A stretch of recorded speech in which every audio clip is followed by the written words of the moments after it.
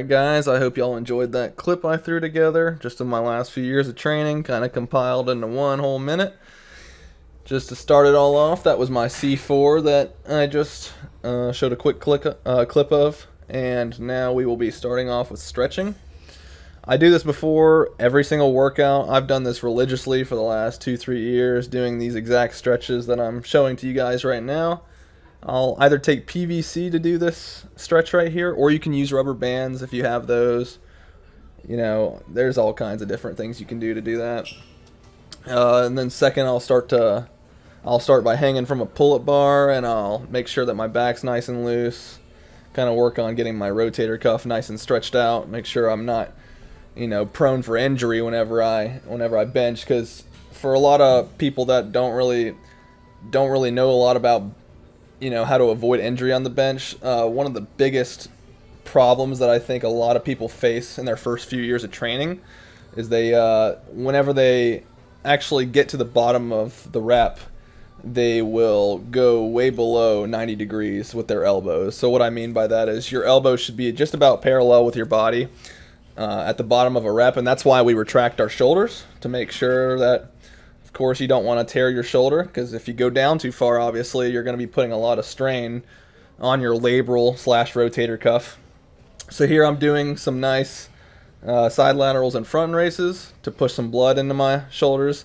I like to compare it to like oiling up gears or oiling up something, because it just gets you nice and loose, gets the blood flowing. So here we're starting off with a nice little light warm-up.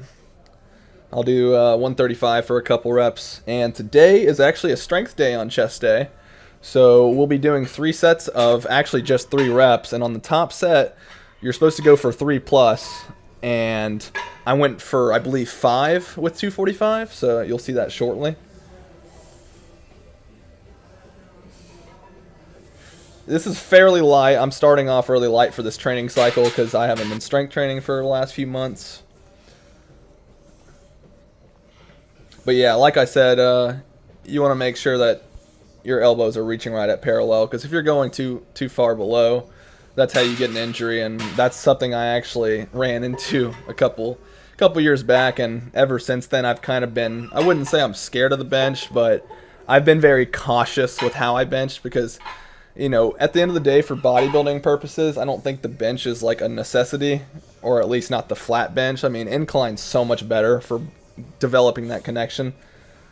Normally on my hypertrophy chest days, I would start off with dumbbell incline or maybe even barbell incline, but for our strength day, of course, we like to start off with our strength compound we're working on. So yeah, that was 245 for 5 right there. And then we move straight over to the incline to finish off. I usually like to go a little bit lighter on this, obviously, after I've already pushed a little bit. So I'll start off with 185, and I believe I actually pyramid downward, because at this point my muscles are already starting to get a little fatigued. And just trying to really focus on squeezing at the top. That's just what's really important. And especially on the incline, like I said, with retracting your shoulders, I think the incline's even harder to focus that, because whenever you try to unrack it, a lot of people end up actually like losing that retraction. And anyway, yeah, you got to be really careful with that. I see a lot of people in this gym specifically, actually, not going to name names, but I see people all the time just with, form that's just horrid, and I just ready for an injury, right? But that's just how it goes whenever you first get into lifting, especially if you don't educate yourself and really focus on lifting cues. I think that was probably one of the things I enjoyed most about getting into powerlifting training was it taught me a lot more about training form than just lifting weights. See, something that I noticed about what I actually had developed whenever I first got into bodybuilding was that I knew that you needed to squat, bench, and deadlift, but there was nobody really out there, at least from the information that I was looking at the time. There was not a lot of good information out there on like lifting cues, how to retract your back, how to have proper form on the squat and deadlift. There was not a lot of videos out there, or at least as widely spread as it is now in 2021. Of course, back in 2015, of course YouTube was still around, but at my age at least, it was not as common to see all these YouTubers that made like videos teaching you about form and how to do things properly. So anyway, yeah, that was something I greatly appreciate about powerlifting in general, is the whole powerlifting community. There was just so many people out there with good information, and they taught me so much better on how to lift properly than I ever learned through bodybuilding training, right?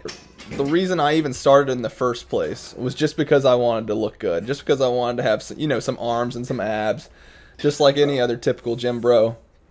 But over time, I actually started to develop a passion out of it, and I had watched Pumping Iron and a couple different movies, bodybuilding movies, you know, older movies. And a lot of my idols that I look up to now were in those movies, like Arnold Schwarzenegger, and I've watched all the not Pumping Irons, Generation Iron, all those, and I've read tons of books that a lot of these guys have wrote. All right, so moving on to actual hypertrophy for chest, after I've already gotten done with bench press and the incline, I like to move on to flies, and sometimes I'll superset this with dumbbell pullovers, which is where you lie on a bench and you focus on stretching your lats out and really working your chest and lats. So I'll do a couple of sets of this. Usually I'll start off fairly light, just pushing as much blood as I can into my chest, just getting a nice little stretch going, and then I'll eventually start pushing more weight.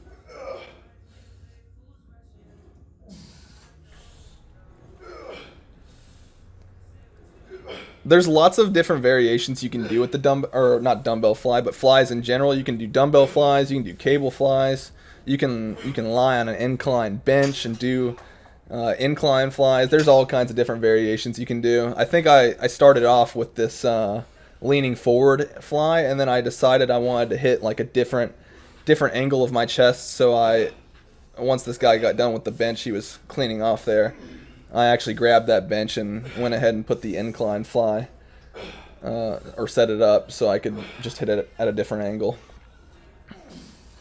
Just, you know, spice it up, add some variety to my workouts. Because, you know, before I actually started training in a gym, all I had were some dumbbells and obviously my free weights with my squat cage and everything. And all I did was free weights. So, like, I did dumbbell flies, you know. I did all these exercises that I'm now doing on cables with dumbbells. And I definitely have to say cables are so much more, like, they're so much better. You know, dumbbells can only get you so far, but with the way the cables actually are and the way you can have like constant tension on your muscles, the squeeze is just so much more stimulating. Like you can actually feel the squeeze at the top, right? Versus whenever you're with like using dumbbells, whenever you get to the top, it just doesn't feel as good.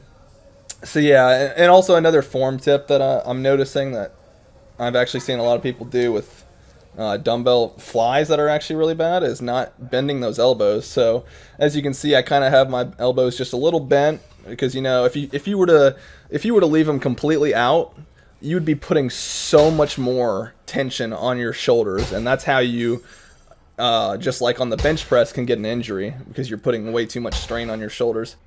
If you're doing sumo, it's really better to work on your hip flexors, hip abductors, and focusing on stretching those. I think, I remember I just did belt lifts yesterday. I didn't do any like heavy deadlifts because this wasn't a strength day. This was just trying to get some nice blood flow in my lower back.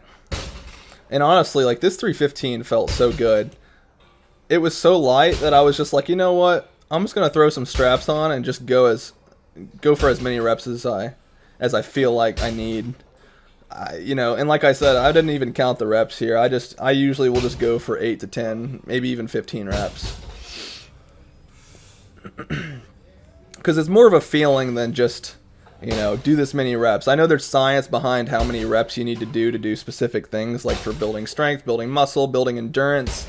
But I think that there's times where you just need to push beyond that limit. Just make sure that you're going all out. Make sure that you're pushing beyond what you normally would, because I used to have this really strict schedule where I would only hit 5 sets of 8 on just about every single exercise.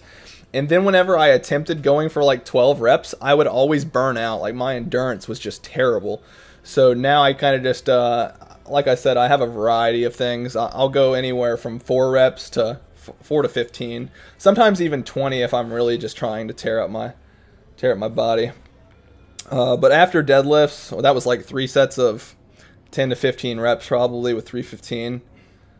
Like I said, I didn't even count. So yeah, I just go in and I just enjoy what I do, man. Like I'm not focused on just trying to achieve numbers. I just go in to enjoy the feeling of working out.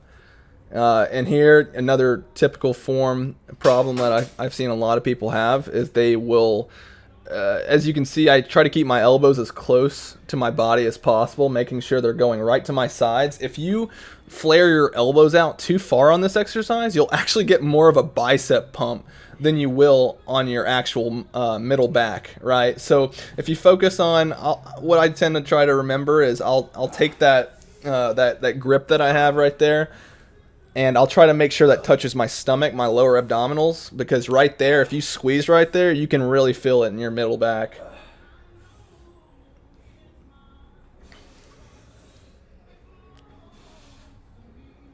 Eventually, I get to a point where the weight gets so heavy that I'll just wear straps so I can keep going even further.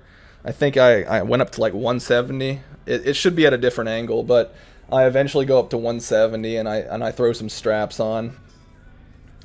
This workout was actually like, I was really depleted on this workout because this was a low carb day. So I was not near as productive today as I normally am. And today, as I'm recording this commentary, I plan on going in here in a little while after this food digests, and I'm going to go hit some shoulders and arms. And I'll probably record that for you guys just so I can see what kind of shoulder and arm session I have. Arms have been like a main weak point that I've been working on recently, because back in my strict powerlifting training days, I was not training anything but squat, bench, and deadlift. Like, I was trying my ass off to achieve that 600-pound squat. There was nothing that was gonna stop me. Like, as much as as passionate as I am and how much I love bodybuilding style training, there was just something in me that it wasn't ego. It wasn't like I cared that much about how much I lifted. It was just like, it was a number that I just thought, man, if I could hit this, I just can't imagine how I would feel, right? Because, not a lot of people can achieve that, right? And especially at my age, like, who knows? Like, I look back at like some of my old high school like squat records, and I squatted more than these dudes that are weighing 300 pounds at 205 pounds, right? So that's pretty wild. Yeah, I think I did like 5 sets with this as well. It's usually always 3 to 5 sets. Like I said, it kind of just goes off of how I feel.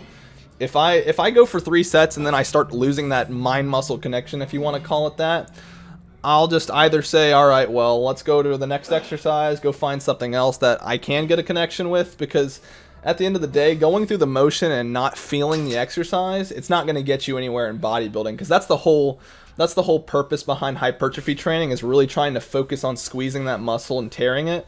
And if you're just not feeling it, don't waste your time, because if you just sit there and go on autopilot, you're not going to get very far. You're not going to get very far in your workout. You'll lose motivation and you'll leave early, right? And that used to be a big issue of mine, is if one exercise went wrong, it would just ruin my entire workout. But now I have this mindset that, okay, well, maybe this exercise didn't go well, but let's try something else out. If I'm training abs today and I just can't, and my abs are just completely sore and I just can't do it, go do cardio, just change it up. Add some variety to your workouts. Make it enjoyable, because I think that's the whole point behind it. Obviously, you got to have some self-discipline with your training and making sure you're actually hitting all the sets and reps you need to be hitting. But at the end of the day, I think you should just make sure you're going in and enjoying training. Because a lot of people, they don't go in and enjoy it. I put myself through all this pain, but it's not like I hate it. I love it. It's a great feeling, right? It's a great feeling to know that I walked out of that gym giving my 100% all, versus walking out and saying, well, I could have done more today. I actually wanted to give a brief history, because I actually haven't talked much on it, but how I actually started training. I would say about 5th, maybe 6th grade, actually. I got picked on a lot, and I was kind of just a little chubby kid, right? Just, typical 5th grader, right? And my stepfather, which, God bless him for doing this, but he showed me tough love whenever I was young, and he you know he told me that if I could curl, I think I remember this. He gave me one concrete dumbbell, right? This concrete dumbbell. He gave me like, well, it was a dumbbell with interchangeable weights, and they were concrete. He said if I could like curl a certain amount of weight for a certain amount of reps over time, that he'd buy me my first weight set, right? So I think it was like I could barely curl 5 pounds probably. And I remember he was like, you got to curl 25 pounds for easy reps or something like that. You know, just trying to set a goal for me, right? And eventually I achieved that goal. And whenever I achieved it, he finally bought me my first weight set. And ever since then, I haven't turned back. And as you can see, this is what 5 years of training has done for me.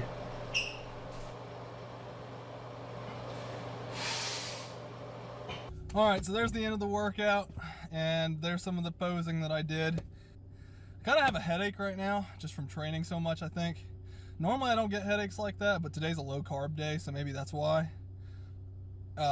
Normally I would do cardio on a day like this, but only if I was on a high carb day, I guess. So since I'm not consuming as many carbs today, I really don't need to do cardio.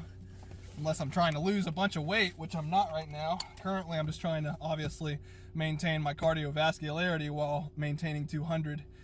And I'm slowly working down to 190, 195 because I do want to get a lot leaner because I do have the size, but I feel like I need to cut down a little bit to give myself more room to grow again. And also, I've been in this high caloric intake state for about 2-3 months now. And I've put on a lot of quality mass, I feel like. Because, you know, for a while I was doing powerlifting, like strictly powerlifting training, and my diet and my sleep just wasn't as good as it needed to be, and it wasn't like I got any smaller necessarily, but my physique was not as rounded and structured as it is now. There's a lot more detail now. You can actually see my serratus and everything. I can actually do stomach vacuums. My waist is a lot smaller than it was whenever I was into powerlifting training. And the only reason why, and I hate to make an excuse out of it, but whenever I was in high school still for my senior year, wow, that sun's bright. Whenever I was in senior year, I was working at Best Buy 5 days a week, and I was going to school from 6 in the morning till 2:30, and then right after 2:30 hit, I would drive straight to work at 3, and I would have, you know, I wouldn't have much time in the day to even meal prep, to eat my meals. You know, they only gave me one break at Best Buy, and then whenever I'd get off work at 9 o'clock at night, I'd go to the gym, and my dumb ass would literally consume pre-workout at 11 o'clock at night. Worst mistake ever, but I would literally, like, every single night consume pre-workout, go to the gym at 11, and then go home and not be able to sleep, and then of course rinse and repeat. And eventually it was actually, you know, it was diminishing, honestly. Like after a while of doing it, I feel like I started to lose size. I was able to maintain or actually build strength, which was actually kind of surprising, you know, considering that my nutrition was so poor. But yeah, ever since then, I mean, ever since I moved to Tennessee, at least, my meal prep, my sleep, everything's been on point. I've still been working, but since I'm out of school now, I have a lot more focus on actually going to the gym. I'm actually able to meal prep now. So things are going a lot better. This is only 3 months of hardcore training. Like, I feel like I haven't been this dedicated ever. And these last 3 months have been really, really awesome. I am really enjoying the training here at Battleground. The environment's just really nice here. It's $40 a month, which is not that bad, and it's 24 hours, so I can go at any time of the day. So yeah, that was the end of my chest and back workout. That was a strength chest day, like I said. And normally I would do more on back, but today I just, like I said, if I were to explain it right now with my headache, it's like behind my left eye right now. I feel a lot of pain right here. So anyway, I don't want to fucking stress that out and then just have a terrible day. So I mean, we got in, we had a great workout. I feel good right now, and I'll clock back in tomorrow for shoulders and arms, and I might record that tomorrow too. Just let me know what y'all want to see next, I guess. But anyway, that's it. Peace.